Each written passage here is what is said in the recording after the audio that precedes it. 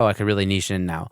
Like it's really a big city thing where you can. I mean, maybe it's not true anymore. Like we're making connections over the internet and stuff, but he was basically saying you need to be in a city like LA to kind of start to really specialize, so to speak.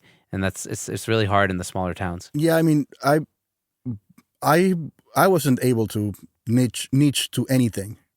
I just kept getting work from everywhere and from any music genre or whatever. And to some extent, I think I prefer it this way, because then I'm always having fun. I'm not bored. I'm not locked into a certain workflow.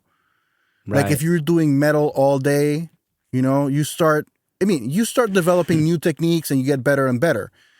But it comes to a place where you are bored because you're always doing exactly the same kind of music, right?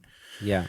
Whereas, like if one day you're doing rock and the next day you're doing salsa, it's way more fun. You just have to change the mindset of what you're like in your brain, and you also learn how to enjoy different genres, and you learn how they work, because the way people arrange for certain genres is so different. Yeah.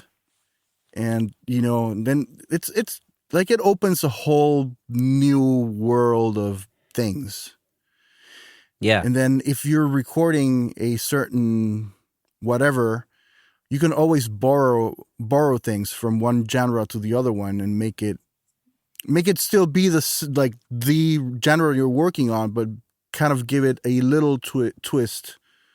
So yeah, unique edge or something. Yeah. Not like, for example, I like the reason I came up to close to Rochester was because during the pandemic, I came up to produce a rock album. Oh, really? Like literally in the middle of the pandemic. In Rochester.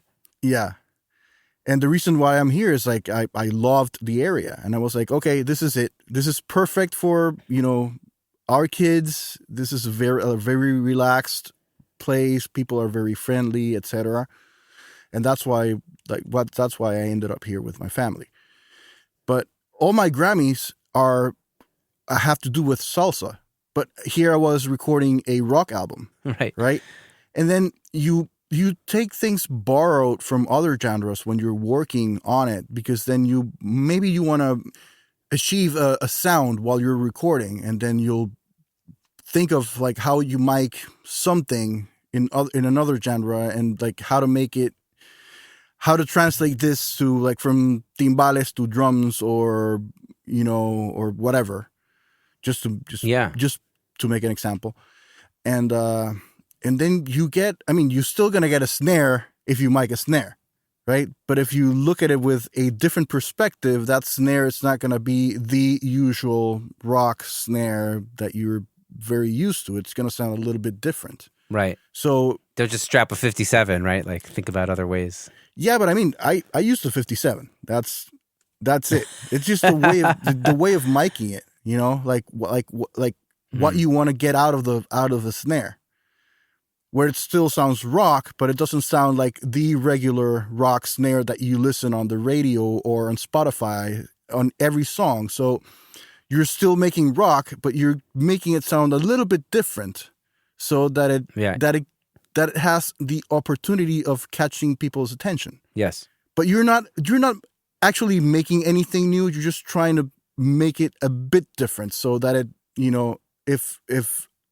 let's say you're listening to a song on a playlist or whatever, and then this other song comes in, it's still rock. It still sounds like rock, but it sounds a little bit different. So it'll catch people's attention, but it won't. It won't push them away because they're not listening to something entirely different. Right. You keep it in the same ballpark, but give it a little creative edge. Yeah. Yeah, I love that. That's so cool. I also think like when you're not niching down, it's kind of fun to like be inspired by different parts of the process. Mm-hmm. Like if I was only mixing, right? Like then, I think sometimes if you're only mixing, it could maybe feel like a bit of a job.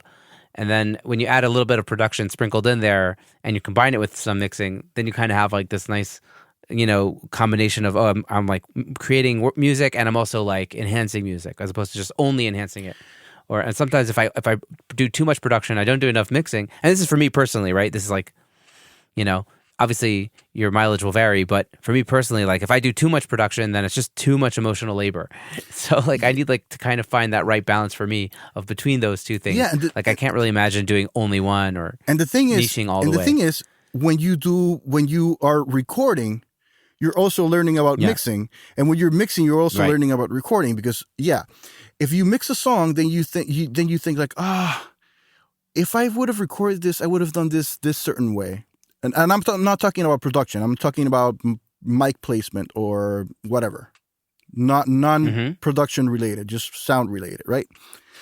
And when you're recording, you're thinking about the mixing stage. So you're trying to get the puzzle together for when the mixing time comes, or if you're going to mix it or somebody else is going to mix it. And if somebody else is going to mix it, you better do a great job, right? Right. It's funny how in this profession, when you're working on a stage of the process, let's say recording, you're also learning about mixing, and when you're mixing, you're also learning about recording, because then if you keep doing both at the same time, you'll get better in both. But you need to do the other one to get better. Yeah, I like that. Yeah, it's like it's not like when you're at the car factory and you're going on the what's it called, the assembly line, the conveyor belt. Yeah, exactly. The assembly line method doesn't really add up, because it's like, I mean, I guess it can add up, but it's like you could learn so much about the other sides of it and work on those as well, I mean, if you only record, you can get very good at recording, but how do you know what you're recording is actually going to work great for when somebody is mixing it? Right. Until you understand what mixing is, you're kind of limiting yourself in how good of a recording you can get. There you go. Because you don't know. And the same works backwards.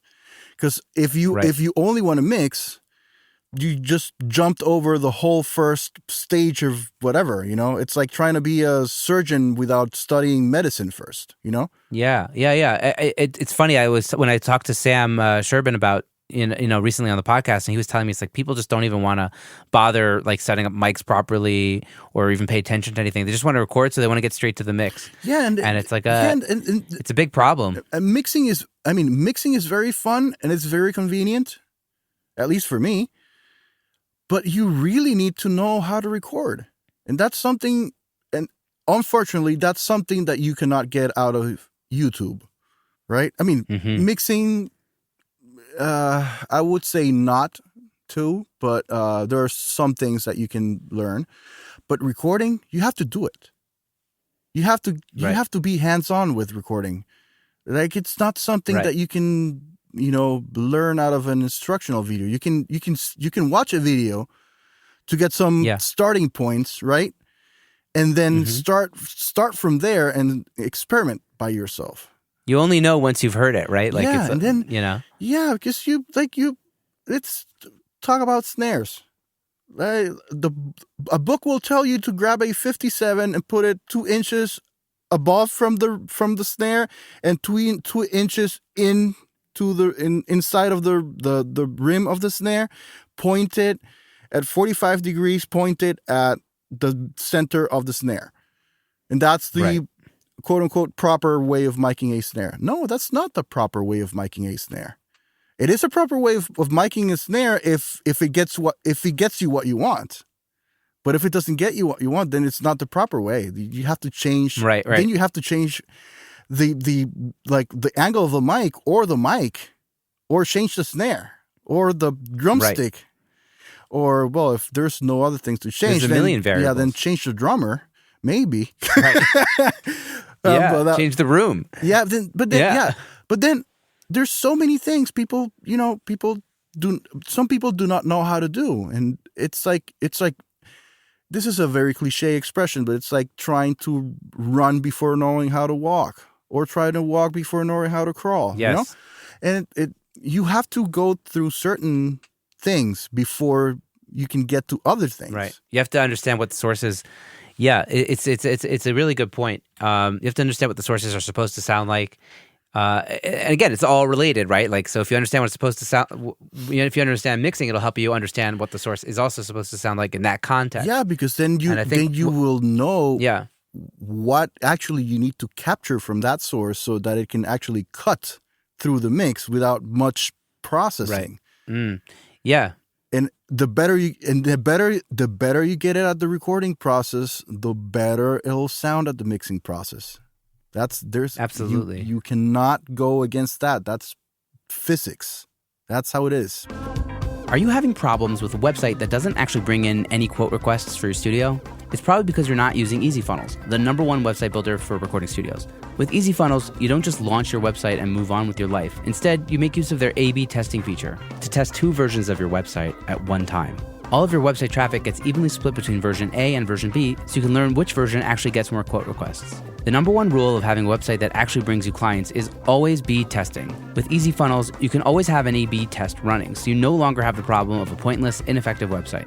Special for Secret Sonics listeners, if you're ready to start using EasyFunnels today, you can get 50% off your first 3 months by going to easyfunnels.io/secretsonics, and there's a link in the show notes below, so go check it out. All right, back to the episode. What about mastering, right? Because with mastering, it's like I had this conversation with Sam Moses on the show, and he was saying that mixers don't really know what masters sound like because we only reference mastered mixes, right? Like when we go to Spotify or Tidal, That is right. all we hear is what's mastered. So then that kind of changes the game for mixers, and mixers just try to match masters. Yeah. And he's saying this is a problem because like you have to know what a mix sounds like because then the mastering engineer can really like fully enhance it. What do you think about that? Yeah, well, that is completely true. I won't argue that. I won't argue that at all. Like, yeah, like how would you know how an unmastered track sounds if you've never heard the unmastered one, Exactly. right? Right, exactly. So many things can happen on the mastering stage. Mastering is supposed to be very delicate and Subtle. trying to keep the mix as much as possible the way it was. Right. But sometimes mastering engineers have to save somebody's behind, and they do a lot of things to make it sound really, really good. And then the mix changes a lot.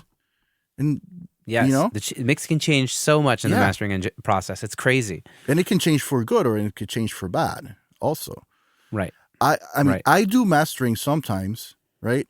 And, but I wouldn't say like, yeah, I'm a mastering engineer or whatever. I know what happens in mastering. I was in Brooklyn with a mastering engineer. When I didn't have anything else to do, I would sit in the couch and just watch him work every day for almost 2 years, right? Except for the time when we had to be on lockdown for the pandemic. But the rest of the time, if I didn't have anything to do, I would just go into his room and then and ask him stuff and whatever. And I won't say like I understood what mastering is, but I understood what the mastering mindset is, which is actually the most important thing. And it's, like, okay, you want to do something, but you don't want to harm the mix. But the real important thing that I learned from that, from watching him work, is that us as mixing engineers were basically micro-managing things in the sense that we're dealing with the vocal, the kick, the guitar, the tambourine. We're dealing with very small stuff and we're micromanaging, right? Right. The mastering engineer is like the macro managing guy who's looking at everything at the same time as a whole. Right. The full picture. Yes. Yeah. We look at the trees and they look at the forest. Yeah. So when you want to try to master something, you have to change your focus.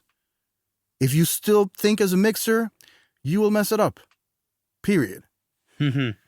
Right. Interesting. Yeah. So because That's great. Because you're still thinking as a mixer. Right. And me knowing this doesn't make me a good mastering engineer, but at least I know that if I put a different hat on. If I try to master something, because sometimes there's no budget for something or whatever. I mean, I work with a lot of clients and budgets and whatever, and sometimes people cannot really can't really afford a mastering engineer, and sometimes I just gotta jump on it, right? Yeah, so I have to stop thinking about the mix. I have to start thinking about the song. I mean, not the song as music, but the